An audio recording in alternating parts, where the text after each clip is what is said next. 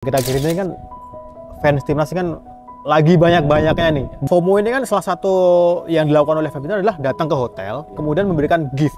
Dan salah satu giftnya itu adalah makanan, dok. Nah itu kalau sebagai dokter untuk ya mengantisipasi, dok, itu preventifnya seperti apa sih, dok? Bagi pemain kami berikan edukasi. Jadi kalau ada makanan, minuman, jangan dimakan dulu. Kan kita nggak tahu nih makanan ini benar-benar sehat atau enggak. Terus ini dicampuri barang-barang berbahaya atau enggak, kita nggak ngerti ini. Ada sabotase dari luar, kita nggak ngerti. Jadi kalau mereka mungkin gift yang benda-benda mati ya, souvenir atau apa, mungkin silahkan ya. 3 pemain yang paling dekat dengan dokter siapa sih, dok, di timnas sekarang? Seperti kayak Nadeo, Nando, Dimas Derajat. Tapi nggak diajak nyanyi lagu Jawa kan sama Nadeo? Oh masih. Guyon Waton ya. Oh, Guyon Waton. Ya, tiap hari dia nyanyinya itu. Menurut dokter nih, nggak apa-apa, ini subjektif aja. Pemain yang paling bugar itu siapa sih, dok?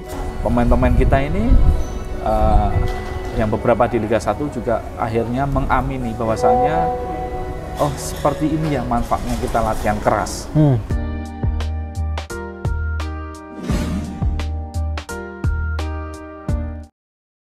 Ya, selamat siang semua ya. Assalamualaikum warahmatullahi wabarakatuh.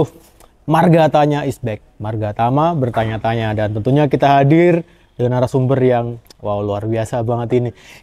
Narasumber kita kali ini pernah waktu itu masuk di episode perspektif, tapi waktu itu beliau sendirian. Tapi sekarang kita bareng-bareng karena kebetulan lagi ada di kota yang sama. Ya, langsung saja please welcome Dr. Alvan. Assalamualaikum, dok. Waalaikumsalam. Makasih, dok ya. Siap.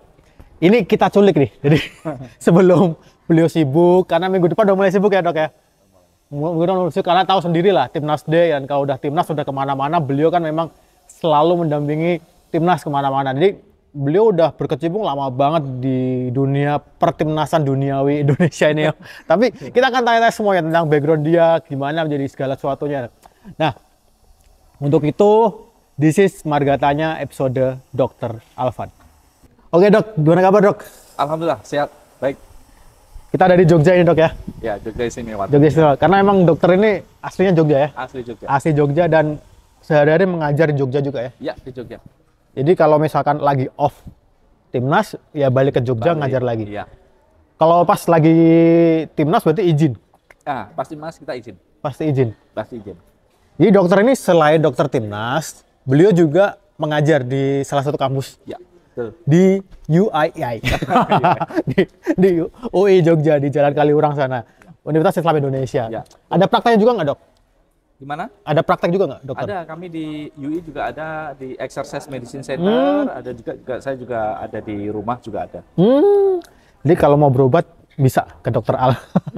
Ya, jadi gini, dok, kan dokter ini sekarang ya suka nggak suka, mau nggak mau, udah lebih terkenal sebagai dokter Timnas ya, dok ya. Ya.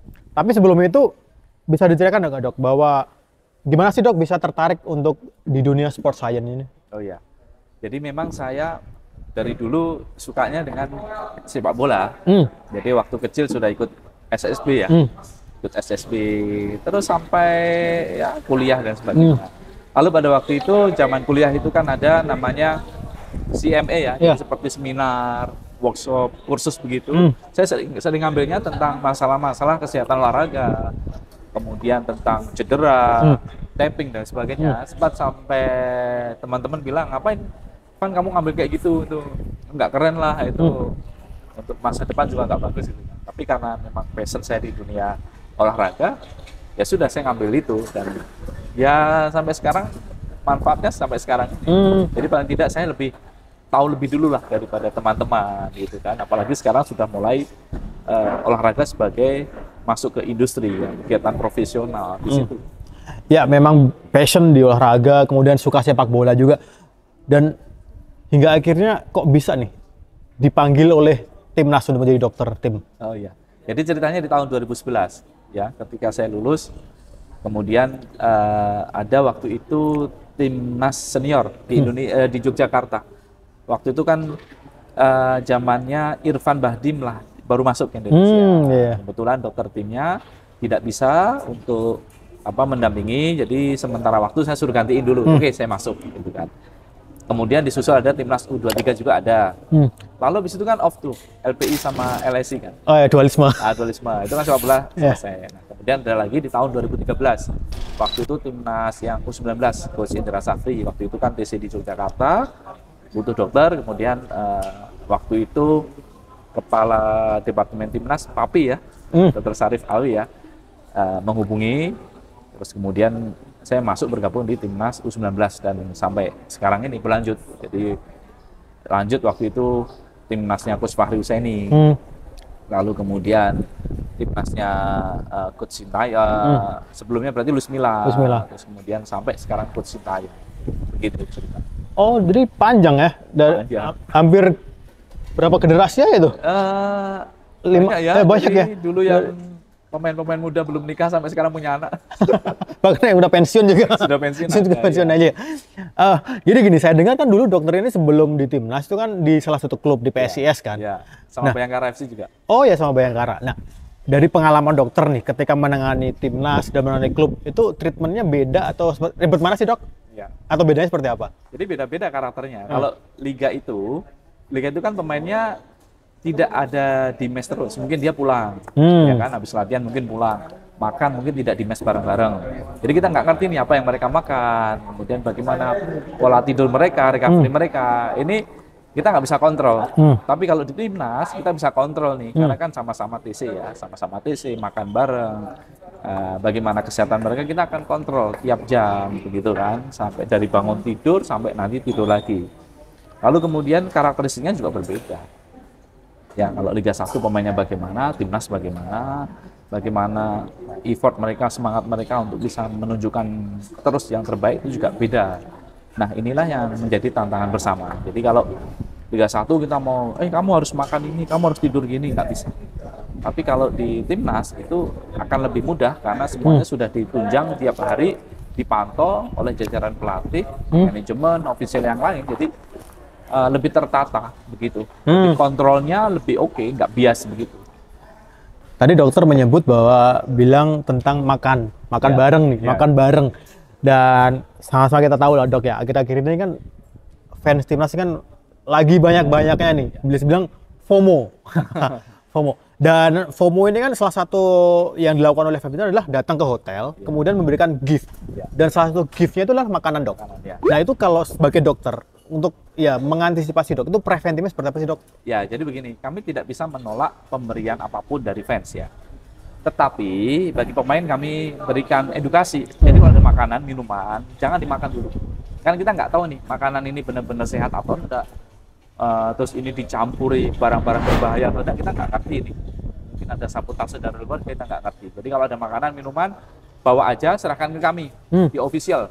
Ya, mereka tim official mungkin akan menseleksi ya. Oh, dicip-cip dulu, Dok. Kalau yang ada pingsan-pingsan biar officialnya dulu. Ya, ini kita menjaga kesehatan. Karena kan kita pernah punya masa di mana pemain timnas ini kan hampir 10-15 orang sakit itu kan yang di pas puasa itu sampai ada yang 5-6 orang opname dan kita kesusahan dalam menjalani pertandingan waktu itu kan lawan Vietnam baik home maupun away. Nah, kemudian selain makanan, minuman, kalau mereka mungkin gift yang benda-benda mati ya, souvenir atau apa, mungkin silakan ya. Silakan, itu tidak langsung mereka akan konsumsi. Nah, tapi khusus untuk makanan, minuman, mohon maaf, kita tetap terima. Cuma pemain ini tidak bisa langsung menikmatinya, harus kita seleksi dulu. Dan bahkan mungkin, mohon maaf juga, mereka mungkin tidak mengkonsumsi. Karena mungkin makanannya tidak sesuai kebutuhan ya. Tidak sesuai kebutuhan. Jadi jangan samakan dengan kita ya. Mungkin kita ada coklat, kita ada apapun, wah yang penting kita senang. Enggak, tapi kalau pemain itu sudah ada taksiran apa yang harus dia konsumsi, nutrisinya seperti apa, kebutuhannya apa, itu sudah kita sediakan, prepare di hotel. Makan pagi, siang, malam, snack. Jadi semuanya akan terkontrol. Jadi kalau ada yang masalah di pemain, mungkin dia ada diare atau apa, kita mencari sebabnya lebih paham. Apakah ini dari makanan, atau ini virus, atau ini bakteri, lebih mudah. Tapi kalau kita terima semuanya, makan bebas, aduh bisa bahaya juga. Iya. Jadi buat teman-teman boleh kok ngasih gift, tapi sebaiknya jangan makanan gitu ya. Itu aja kesimpulannya ya. Kalau mau ngasih makanan ya yang kita seleksi dari official juga. Iya, tapi ya lebih baik giftnya tanpa memberikan makanan lah. Iya, Itu untuk lebih amannya buat teman-teman. Jadi nggak masalah kalian ngasih gift, tapi yang lain aja, jangan makanan. Dan bisa kita akui lah dok, akhir-akhir ini kan kebugaran menjadi sesuatu yang concern lah buat terutama timnas sendiri kan. Buat dokter sendiri dok, untuk menjalani ini dibantu oleh siapa sih dok, tim-tim hebat ini? Ya, jadi kalau di medis ya, medis itu saya dokter, nanti sendiri saya punya beberapa teman-teman, rekan-rekan, fisioterapi kami ada 2. Fisioterapi ada 2 dan kadang juga didatangkan oleh Coach Sintayong fisioterapi dari Korea. Ya, jadi kalau kumpul semua ya ada 3 fisioterapi. Lalu kemudian kami ada 4 sport measure yang dibantu. Jadi karena setiap hari pemain itu kan wajib massas, ya wajib massas dengan dosis mereka tertentu. Nah itu nanti akan kita laporkan ke pelatih juga. Jadi setiap pagi kami ada laporan pagi terkait dengan injury, terkait dengan illness, kita laporan pagi. Nah itu kita lakukan setiap hari. Kita membuka medical room. Jadi kalau di hotel kita ada kamar sendiri. Barang-barang, obat-obatan, semua kami prepare. Baik kami pergi ke luar, main di luar negeri pun juga sama. Jadi apa yang kami sediakan di Indonesia, kami bawa semuanya. Termasuk alat fisioterapi dan sebagainya. Jadi kita kayak pindah rumah aja. Dari tadi ngomongin fisioterapis. Ya. Dan kita tahu bahwa akhir-akhir ini dia terakhir ini kan, Choiju bergabung kan dengan timnas. Menurut Dok Alvin sendiri, itu dengan kehadiran Choiju itu sangat membantu nggak? Ya, jadi kami sangat terbantu. Kenapa? Ya, beliau ini kan memang kalau dari cerita ya, itu kan memang kalau nggak salah ikut 4 kali Piala Dunia, ya, kemudian event internasional lainnya. Nah, pengalaman-pengalaman inilah yang kami dapatkan. Kemudian penata laksanaan pemain harus bagaimana, kami juga mendapatkan input dari beliau. Kemudian kinesiotapping ya, model-modelnya seperti apa, variasinya seperti apa, itu kami juga mendapat masukan. Jadi apa yang beliau lakukan, tambahannya ya kita ambil. Karena apa yang kita tidak tahu kita bisa dapatkan. Jadi intinya ilmu dari manapun, pengalaman dari manapun itu sangat membantu kami untuk kemajuan kami, khususnya di tim medis timnas. Jadi memang bisa kita bilang bahwa ya dokter ini nggak menjalani sendiri karena dibantu oleh tim juga, tim yang super kuat. Karena memang ya dalam waktu yang mepet kan dok ya, day to day dalam setiap pertandingan, dan itu harus pemain kondisi yang prima terus dan fit terus. Nah saat itu kan dokter tiap pagi melaporkan nih ke pelatih, kemudian pelatih mengevaluasi bahwa oh ini kira-kira akan sebagai evaluasi buat pelatih untuk main atau tidaknya. Saat itu pernah nggak sih dok ada case bahwa ketika pemain tuh udah dibilang sama dok, oh ini nggak memungkinkan nih untuk main, kemudian pelatih juga nih, oh ini nggak memungkinkan main, tetapi pemain sendiri kekeh, oh saya main kok, saya sehat ini, seperti itu. Ada nggak sih case seperti itu dok? Ya, kalau case seperti itu banyak. Jadi kita tidak bisa melihat kesehatan kebugaran pemain itu dari sisi itu aja, tapi sisi mental. Ya contohnya waktu pertandingan mungkin masih ingat kayak Witan Sulaiman yang kita main di Paris yang kepalanya. Iya kan? Itu kalau kita lihat hanya sisi dia injury, ya kan, itu memang kita stop. Cuma kita harus lihat lagi, ini kalau kita stop dampaknya seperti apa, kalau diteruskan seperti apa, kita ada hitung-hitungan tertentu. Kemudian bagaimana mentalitas dia, ini kan dia tetap bisa main, ya kan. Kemudian tanpa mengurangi kualitas kebugaran dia, tapi nanti setelah selesai main, akhirnya kita jahit juga. Nah hal seperti itu juga terjadi. Kalau pemain dalam kondisi agak sedikit flu, ya kan. Terus kemudian kita lihat bagaimana dengan pemberian obat, bagaimana dengan pemberian vitamin, bagaimana dengan pemberian injeksi. Ada perubahan tidak dari jam ke jam. Nah, detik-detik akhir nanti kita laporkan ke pelatih. Sama cross check langsung dari si pemain. Pelatih ini kan juga mantan-mantan pemain, jadi tahu kalau kondisi seperti ini meyakinkan buat main. Kalau kondisi seperti ini nggak usah, mending jadikan cadangan. Itu juga kami mendapatkan masukan-masukan juga dari pelatih, jadi enak. Jadi kita menentukan, coach ini apa namanya garis kuning, ini garis merah, ini garis hijau, itu juga kita sampaikan. Sehingga nanti detik-detik akhir pelatih juga akan mengamati seperti itu. Jadi memang apa ya, semuanya udah ada pertimbangan nih, kira-kira pemain ini masuk atau enggak, dan itu memang sebuah dari tim pelatih juga, kemudian tim dokter juga ya dok. Ya. Nah ketika pemain itu akan masuk pada saat pemusatan latihan dok, itu apakah tim dokter sudah mempunyai program-programnya dok? Program-program, oh ini nanti kamu harus seperti ini, kamu harus seperti ini, kamu harus ini. Ya, jadi yang pertama pasti sebelum kami kumpul itu informasi dari masing-masing klub biasanya. Oh, Cedera atau enggak? itu rapat dulu, Dok? Enggak, jadi nanti biasanya ada coach Nova yang Screening. berbicara juga Masing-masing klub. menjembatani antara coach Sintayong, medis gitu kan. Karena coach Nova kan sebagai asisten ya. Nanti Dok, tolong pantau pemain si A dari klub ini, karena kan kami juga punya jaringan di dokter-dokter tim liga. Jadi kami kontak dengan dokter tim mereka, bagaimana kondisinya, apakah benar ada cedera, seperti apa, pemeriksaannya mungkin MRI seperti apa. Nah, kami cross check juga. Nah, setelah kami cross check, kami sampaikan juga ke tim pelatih bahwasanya kondisi sebenarnya seperti ini, membutuhkan recovery seperti apa yang sudah dilakukan tesnya, MRI kah mungkin, dan sebagainya, sehingga pertimbangan apakah yang tadinya dipanggil jadi di cancel nggak jadi dipanggil. Nah, ini yang dinamis yang terjadi. Nah, nanti kalau ada pemain ini ragu-ragu, oke Dok, datangkan aja, nanti dokter periksa lagi. Itu juga dilakukan. Setelah kami periksa, oh ya, ini bisa kok kita lakukan, mungkin hanya beberapa hari di sini, gitu kan, nanti dia fit lagi, itu bisa. Tapi kalau diperiksa kemudian, coach ini butuh waktu kurang lebih 7 hari. Ya kadang coach bilang, yaudah kembali lagi aja, karena kan kita pertemuannya cuma 10 hari mungkin. Nah, buat apa dia nanti di sini nggak bisa ikut latihan, cuma terapi aja. Udahlah, kita klub lagi, nggak ada masalah. Tapi ada juga yang ini karena sudah dipanggil, kemudian sudahlah, ini tanggung jawab kita, nggak apa-apa, kita terapi di sini. Ya, sampai nanti sembuh. Ada juga seperti itu dengan beberapa pertimbangan. Seperti itu. Jadi termonitor semua ya, Dok ya? Ya, jadi jangan sampai pemain dipanggil dalam keadaan kurang fit, ada injury kah, ada illness kah, ya, sehingga malah merugikan bagi dia sendiri atau tim. Lebih baik mungkin bisa recovery di tempatnya masing-masing. Kalau klub luar, Dok, ada sama seperti itu. Jadi ada informasi seperti apa, biasanya ini pelatih kan akan menghubungi masing-masing pemain dulu. Kondisi kamu seperti apa. Kemudian jika ada cedera, biasanya kami kontak dengan dokter tim mereka atau fisioterapi di tim luarnya. Kemudian mereka biasanya akan mengirim data ke kami. Kami akan cross check seperti apa. Apakah memungkinkan untuk datang atau tidak. Seperti itu cross checknya.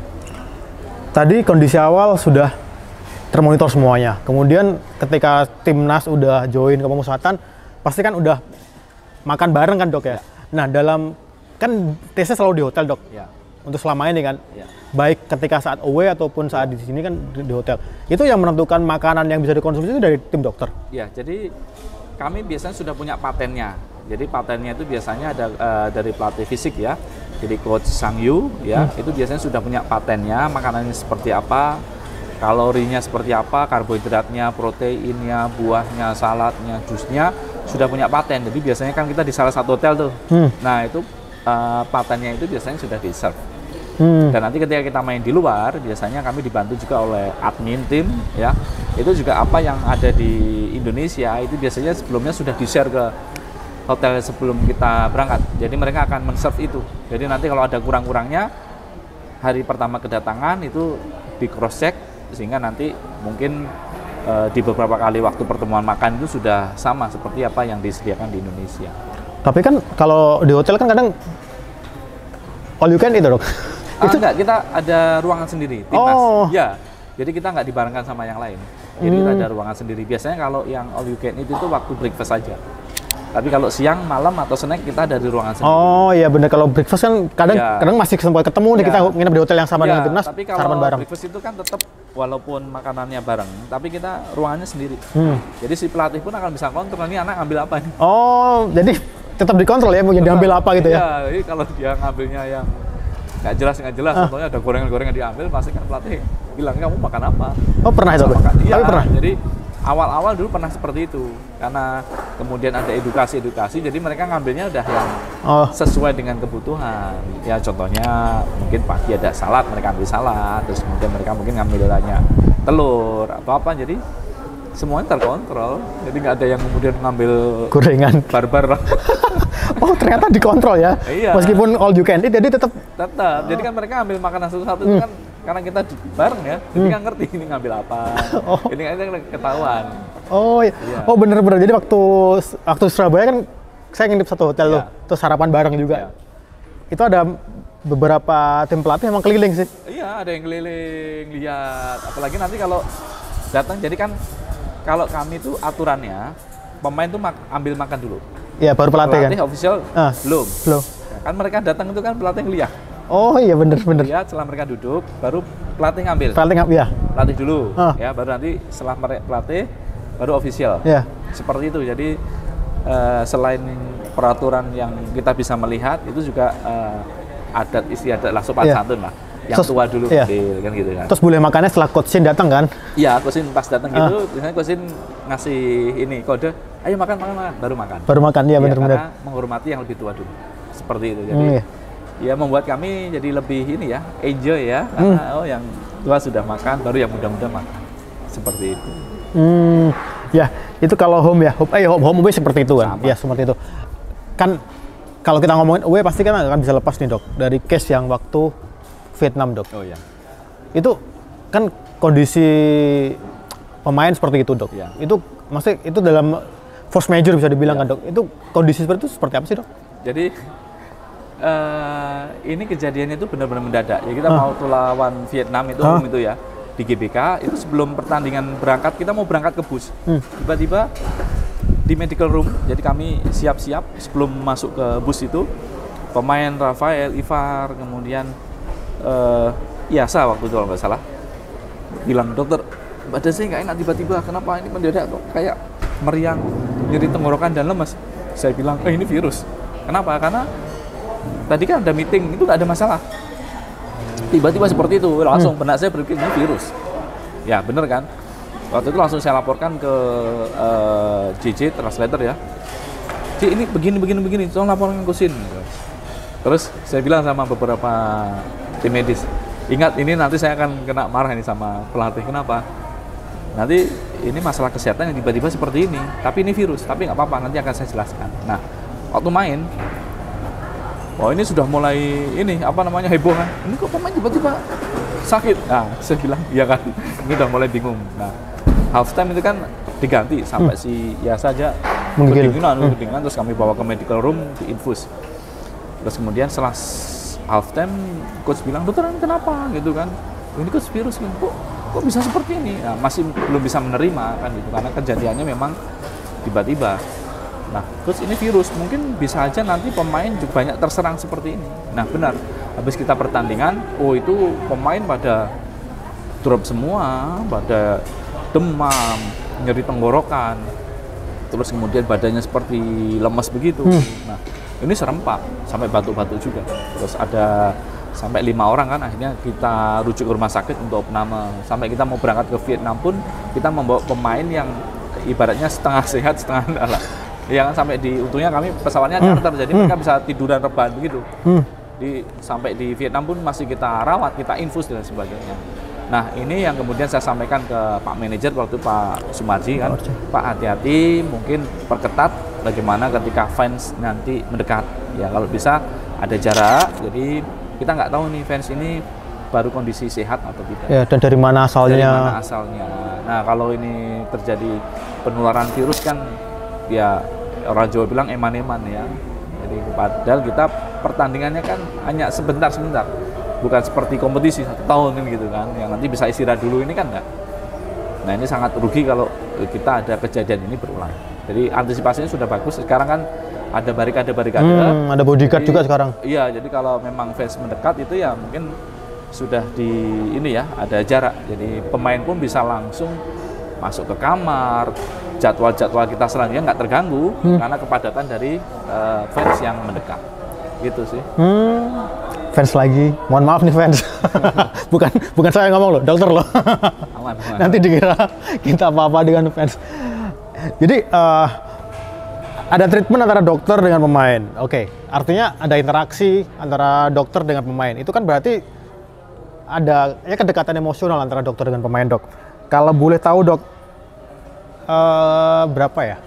3 pemain yang paling dekat dengan dokter siapa sih, Dok, di timnas sekarang? Kalau dekat, hampir semua dekat ya.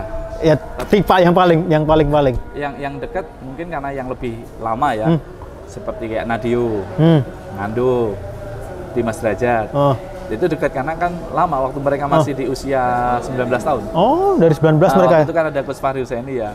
Kan mereka ada di U19 yang baru, saya sudah sama mereka. Nah, jadi sampai sekarang ya deket. Ya kan? Karena kan nggak banyak yang masih bergabung kan. Nah, itu dekat. Dan sampai sekarang karena masih sama-sama jadinya lebih dekat. Lebih dekat ya? Tapi nggak diajak nyanyi lagu Jawa kan sama Nadeo? Oh, masih. Guyon Waton ya. Oh, Guyon Waton. Ya, tiap hari dia nyanyinya itu. Oh, masih sampai sekarang. Jadi kalau ada lagu Guyon Waton atau saya dengerin di mobil sambil jalan itu pasti saya inget Nadeo, karena Nadeo juga lagunya itu kan. Karena dia sering kadang manggung ya. Ini lagunya dia itu. Kayaknya perlu deh kita ajak Bagus Guyon Waton untuk nonton timnas sih. Karena Bagus Guyon Waton tuh seniman bola juga gitu kan. Oh, gitu. Ya beberapa kali main bareng sama saya juga. Siap. Kayaknya perlu deh. Padahal si Darbo itu terakhir nonton dikasih tiket Nadeo. Aku gitu? tahu kok. Darbo ya benar-benar. Dok, dari semua pemain dok, menurut dokter nih, nggak apa-apa, ini subjektif aja. Pemain yang paling bugar itu siapa sih dok? Satu aja, menurut dokter. Menurut saya, ini susah ya buat ini paling bugar atau enggak, karena menurut saya mereka juga bisa bermain dalam sekian menit. Jadi kalau untuk satu paling bugar, saya nggak bisa berbicara karena ya mereka bisa main full ya, full, terus kemudian nggak ada yang kemudian kita lihat dia lemes-lemes secara subjektif, saya nggak menemukan. Jadi saya nggak bisa berbicara paling siapa nih. Bahaya juga sih, sebut satu ternyata nanti mati cedera kan repotnya. Iya. Ya, agak bahaya juga sih ya. Tiba-tiba dia sebut Rafael. Besoknya Rafael cedera, repot juga kan ya. Dok, ini kita nggak mau bahas tentang perspektif dokter tentang lokal pred atau segala macam, enggak. Tapi kita pengen tahu aja sih dok. Sebenarnya ada nggak sih dok perbedaan antara level kebugaran antara pemain, sorry itu saya memang pemain ya yang bermain di Liga 1 dengan yang di diaspora. Ya. Itu ada nggak sih dok perbedaan signifikan terkait kebugaran? Ya, jadi begini. Kalau menurut saya sih, saya juga pernah ada di Liga 1. Ya kan, apalagi sekarang di timnas itu program latihan fisiknya juga kuat. Saya rasa mungkin di Liga 1 sama timnas sama-sama kenceng ya. Cuma di timnas sekarang kan memang mau tidak mau harus mengikuti apa yang sudah diprogramkan untuk pelatih. Bahkan pemain-pemain lokal kita aja waktu latihan itu juga banyak mengeluh gitu kan. Tapi keluhan mereka ini yang saya dengar, saya lihat dulu waktu saya di klub itu masih banyak yang lebih mengeluh lagi dengan program latihan di klubnya masing-masing. Nah, tinggal mentality aja. Siapa yang tetap sanggup untuk mengikuti. Dan ketika pertandingan demi pertandingan yang Piala Asia, baik yang U23 sama senior, pemain-pemain kita ini yang beberapa di Liga 1 juga akhirnya mengamini bahwasannya oh seperti ini ya manfaatnya kita latihan keras. Karena untuk mengimbangi tim-tim negara Asia, karena sudah berbeda seperti level Asia Tenggara, kan ini sudah naik level ya? Level, jadi mereka seperti itu. Sehingga kalau mereka habis dari timnas, biasanya mereka merasakan efeknya itu di tim liga, mereka lebih percaya diri, lebih bugar, begitu. Nah, itu yang menurut saya tinggal mentality saja. Apakah tetap mau berlatih keras untuk meningkatkan performa dia, bersaing di level yang lebih tinggi. Nah, ini yang menurut saya ada perbedaan di sini. Ya, jadi itu pandangan saya sih, pandangan saya seperti itu. Ya benar dok, saya setuju. Karena memang satu sisi, Liga 1 pun sekarang sudah banyak pelatih asing. Tentu pelatih asing yang datang juga udah punya standar atau license yang memang udah sesuai dengan license Liga 1 AFC Pro, Conmebol Pro atau UEFA Pro. Pasti mereka udah ya punya reputasi lah dok, artinya nggak yang seperti dulu yang pelatih yang notabene yang ya kayak gitu datang. Pasti sekarang juga udah mempunyai CV di negara lain. Artinya ya udah mulai standar lah gitu untuk level kebugaran sendiri. Artinya buat Coach Sintayong sendiri, berarti bisa dibilang beliau ini concern ya dok terkait dengan kebugaran, terkait dengan apa kondisi dari fisik masing-masing pemain itu. Iya betul, kayak yang kami amati sih dari luar seperti itu. Jadi memang kalau pemain lebih bugar kan, otomatis apa yang coach latihkan ya, baik itu nanti strategi di lapangan dan sebagainya, pasti mengaruhnya ke kebugaran dulu. Kalau enggak ya enggak akan bisa mengikuti irama ritme bermain yang coach inginkan. Betul sekali teman-teman, begitulah. Nah, yang penting apa ya, dari pengalaman ya. Kalau dulu saya mungkin di liga itu kan pernah ya cerita dari teman-teman itu kan dilatih fisik seperti ini sudah ngomel, sudah protes ke manajemen, manajemen push ke pelatih, pelatihnya diturunkan, akhirnya level kebugarannya jadi nggak. Oh itu terjadi dok di Liga 1? Ya, pengalaman saya dulu pernah ada yang seperti itu. Dan cerita dari beberapa teman-teman medis pun ada seperti itu. Nah ini kan makanya saya sekali lagi bilang mentalitas ini yang tetap harus ditanamkan. Shock nih, ternyata terjadi kayak gitu sampai pemain. Jadi gini, sekarang kan kita bisa lihat sama-sama dok bahwa timnas ini mau menit ke 90 bahkan injury time pun masih tetap fight, masih terus lari gitu loh. Kalau sorry itu saya dulu tuh kan menit 70, 60 tuh udah. Ya sekarang sudah mulai ada perubahan ya. Iya ya, dari situ kelihatan banget dok. Ya, pola berpikir, karena kalau pemain yang sudah menikmati hasilnya, ya pasti dia akan oke, saya harus mengikuti proses seperti ini. Memang sakit ya, memang capek gitu kan.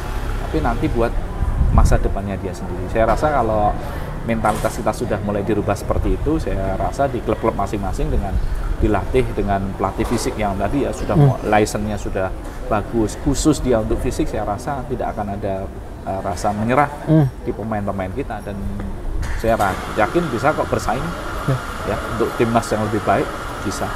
Latihanmu, tabunganmu. Yes. Setuju ya dok ya? Setuju banget. Setuju banget. Dok, yang terakhir dok, suka dan duka dok selama menjadi dokter timnas Indonesia dok. Ya. Suka dukanya yang jelas, saya dokter timnas mungkin agak sedikit berbeda dengan dokter yang lain yang ada di poliklinik, ya di Bangsa, di UGD, tempatnya agak teduh, AC, ini kita panas-panas juga ya. Jadi pemain latihan mau pagi, siang, malam kita harus selalu standby. Kemudian kita standby-nya juga harus 24 jam, jadi pemain dari bangun sampai tidur lagi. Bahkan kasus-kasus mungkin pemain sakit di dini hari, jam 1, jam 2, 3 pagi kita pun harus siap. Lalu kemudian kita harus selalu pindah tempat ya, baik di dalam negeri maupun di luar negeri. Kemudian sama ya, kita juga harus angkut-angkut barang dan sebagainya. Kita harus siap seperti itu, jauh dari keluarga ya. Bahkan mungkin saat kayak puasa, lebaran, kita juga jauh dari keluarga, itu juga sedih buat kita ya. Tapi kebanggaan kita adalah ketika prestasi ini kita bisa capai, karena mau tidak mau ini ya peran dari satu tim ya, tidak ada yang lebih menonjol, tidak ada yang lebih ini dari medis, ini dari pelatih, nggak ada. Itu yang membuat kita sama-sama berbangga, karena prestasi tim membanggakan Indonesia, semua orang bisa tersenyum, bisa tertawa bahagia karena sedikit andil kita ada di situ. Terbaik, luar biasa Dokter Alvan. Ternyuh nih.